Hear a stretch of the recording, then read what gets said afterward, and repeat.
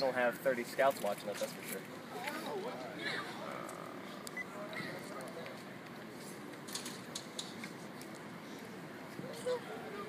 First of all, I saw you.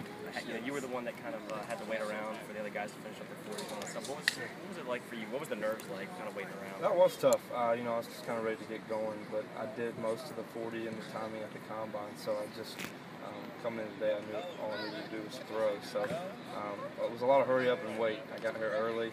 I wanted to be on time, but I did have to sit down and wait a little bit. So that was tough. But once we got going, I felt good about it. Is the feedback getting better and better from the scouts? What's your feel right now? Well, they don't really give you a lot of feedback. It's right. really a one-way street. They, I don't think they want other teams to know what they're thinking, and so I'm just trying to do my best and hope there's one team out there that likes what I'm doing and thinks I can make their team better. Is there anything through preparations for, say, the combine and through this that you've kind of improved on? I think so. I think just being under center, the amount of reps that I've been able to get has helped a lot. Obviously, we didn't do that much at Southern and in games and in practices or anything. So just getting those reps, being under center, I think my feet have improved. I think I've improved my arm strength just with the amount of throwing I've been doing and all those things that will hopefully translate to the next level. How did you feel going through the throws today?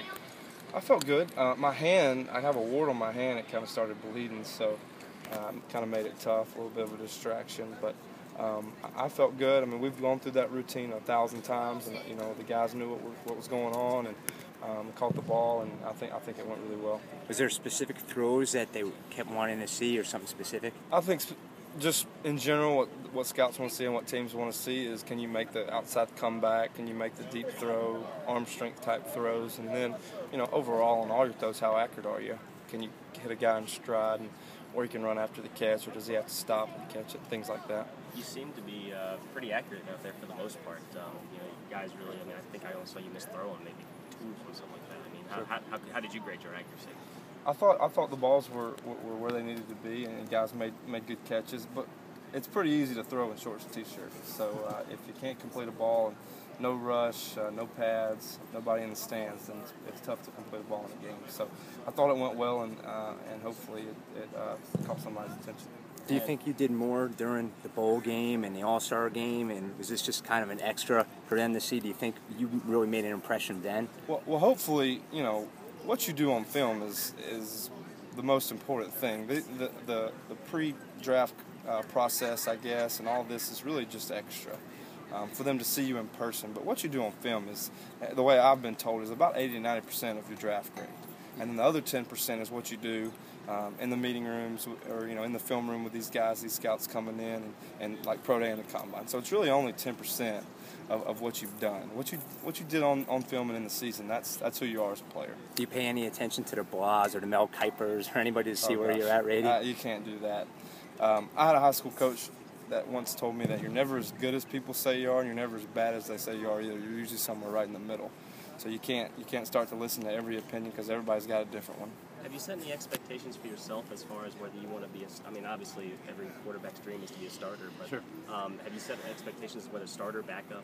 Well, I think going into the league, I'm looking to be a backup starting now. I mean, if the situation falls in the right place and I get a chance to start, maybe through injury or just something, you never know. But I want to go in and be a solid backup, learn from a guy that can teach me the NFL systems and just really grow as a quarterback, and then a few years down the road get my chance to play. I think that's probably my best avenue. Come draft time, do you have any idea where you fit in? Is it one of those things where you rather ignore that and just... I think the more you think about it, the more you're going to worry yourself to death. The last thing I want is to be sitting there and to go late or to not go at all and be disappointed. At the end of the day, I feel like I'm going to get a chance to play, and this summer and this fall I'm going to be in camp somewhere, and at that point I can hopefully do my best and make the team, because that's the ultimate goal.